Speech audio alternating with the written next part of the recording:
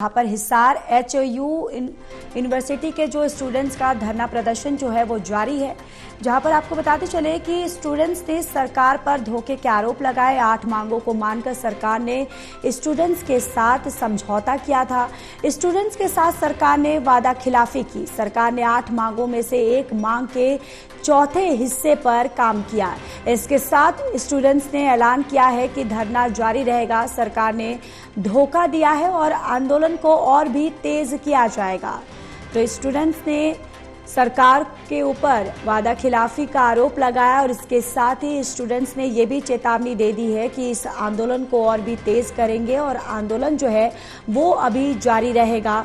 और अब यहाँ पर स्टूडेंट्स ने दरअसल कहा कि 8 मांगों को मानकर सिर्फ उसमें 2 मांगों पर ही बातचीत जो है वो की गई है, यानी कि स्टूडेंट्स ने साफ तौर पर सरकार पर आरोप लगाया है कि सरकार ने वादा खिलाफी किया।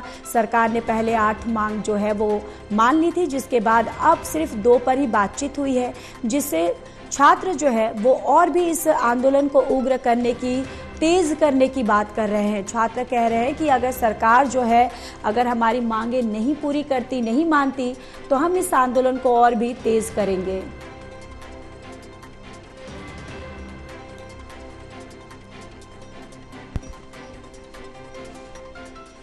और इसी खबर पर ज्यादा जानकारी के साथ associate editor doctor Mahesh Kumar हमारे साथ जुड़ चुके हैं। महेश, फिलहाल क्या कुछ जानकारी है इस पूरे मामले पर? पर लगा रही हैं स्टूडेंट्स के प्रतिनिधिमंडल ने बीते दिन प्रेस कॉन्फ्रेंस कर ये कहा था कि सभी 8 मांगों पर सहमति बन चुकी है और सभी 8 मांगे सरकार पूरी करने जा रही है। जैसे जैसे मांगे पूरी होती चली जाएंगी वैसे वैसे वो धरना खत्म करने की तरफ बढ़ते चले जाएंगे। लेकिन देर शाम जैसी बीती और अंधेरा होने के साथ ही स्टूडेंट्स ने एक बार फिर से मीडिया से मुखातिब वो कमेटी के लोग होते हैं और उसके बाद ये कहते हैं कि वायदा खिलाफी उनके साथ हो चुकी है।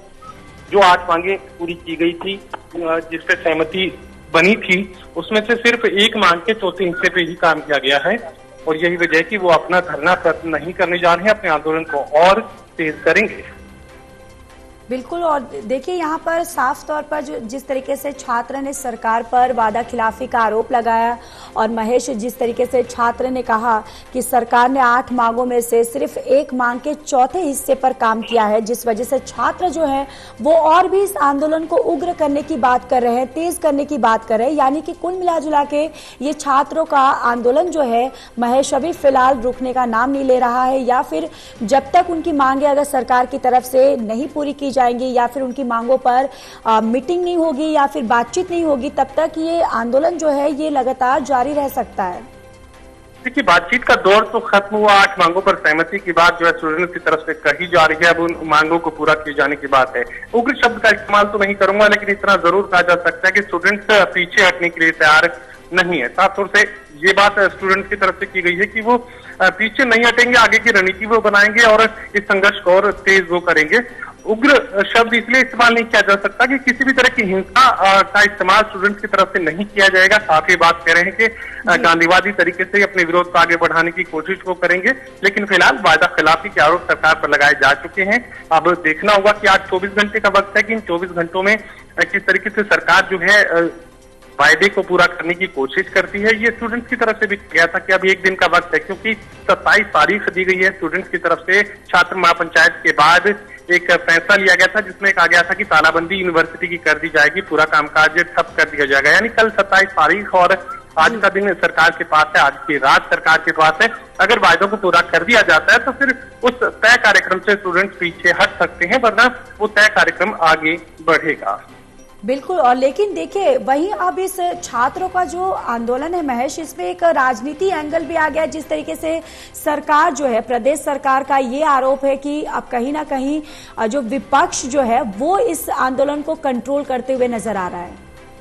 देखिए, वो जो आरोप लगाया गया उसकी सबसे बड़ी वजह क्या थी? वजह ये थी कि एक जमावड़ा यहाँ पर देखने को मिला था छात्रों की तरफ से। जैसे ही यहाँ धरना लगाया गया था यूनिवर्सिटी गेट पर, उसके बाद बड़ी तादाद में जो बड़े से बड़े नेता थे, विपक्ष के नेताओं का जिक्र करें तो आप समझ सकते हैं कि मल्लिकार्जुन खड़गे ने भी वीडियो कॉन्फ्रेंसिंग के जरिए स्टूडेंट से बात की। इसके अलावा कुमारी शैलजा पहुंची, रणदीप सिंह सुरजेवाला पहुंचे, अभय सिंह चौटाला पहुंचे। शायद ही कोई ऐसा नेता हो कांग्रेस पार्टी का, शायद ही कोई ऐसा विधायक हो जो यहाँ अपना सहयोग और समर्थन देने नहीं पहुंचा। और चंद्रशेखर आजाद ने भी जो कि सांसद हैं, उन्होंने भी वीडियो कॉन्फ्रेंसिंग के जरिए इन स्टूडेंट से बातचीत की और अपना सहयोग और समर्थन देने का ऐलान किया।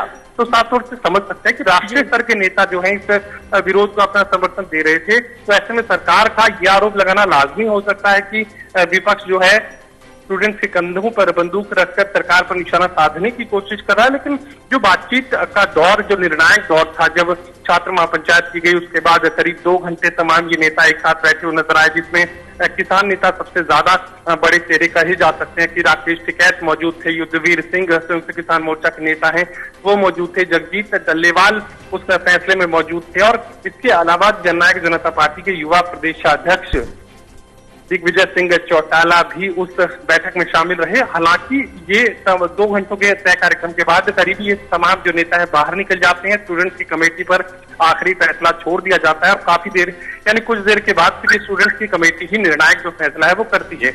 ये जो तमाम नेता थे, चाहे किसानों की बात की जाए, राजनीतिक दलों के, विपक्षी दलों के नेताओं की बात की जाए, उनकी तरफ से ये कहा गया कि स्टूडेंट जो भी फैसला लेंगे हम उसमें अपना सहयोग करेंगे।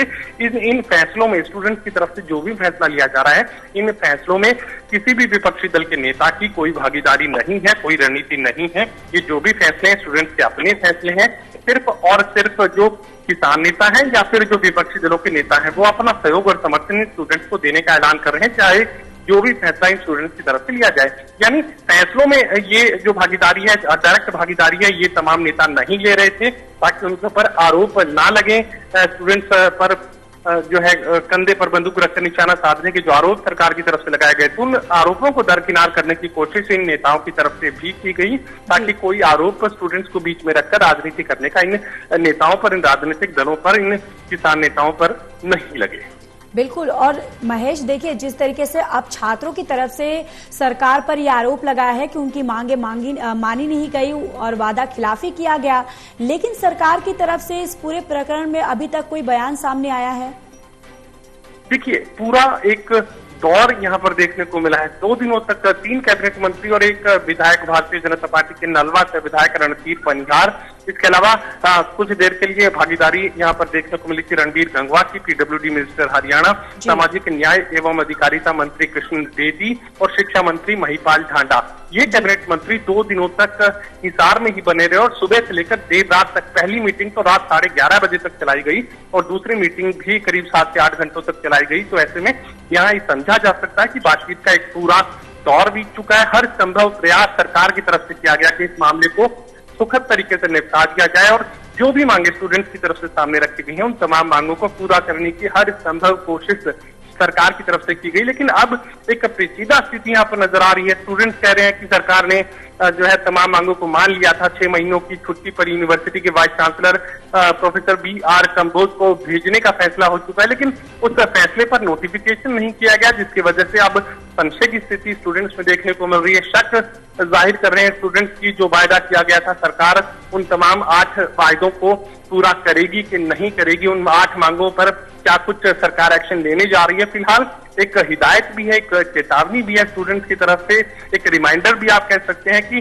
जो वायदे आपने स्टूडेंट्स ने सरकार के साथ किए हैं उन्हें जल्द से जल्द पूरा कर दें, अन्यथा जो स्टूडेंट्स हैं वो अपने संघर्ष को आगे बढ़ाने को तेज करने को मजबूर होंगे। स्टूडेंट्स भी चाहते हैं कि सरकार ने जो भी वायदे किए थे उन तमाम वायदों पर सरकार खरा उतरे ताकि वो इस संघर्ष से, इस विरोध से पीछे हटें और अपने इम्तिहान दें, अपनी पढ़ाई आगे बढ़ाएं। बिल्कुल महेश, यहाँ पर छात्र बिल्कुल ये चाह रहे हैं कि जल्द से जल्द उनकी मांगे जो है वो पूरी कर ली जाए और ये आंदोलन जो है वो खत्म हो और छात्र फिर से अपनी स्टडीज पे फोकस करें। और देखिए, अब ये देखने वाली भी बात होगी कि आगे ये प्रदर्शन क्या रुख लेता है या फिर सरकार जो है कब तक इन छात्रों की मांगे पूरी करती है। महेश, तमाम जानकारी के लिए धन्यवाद।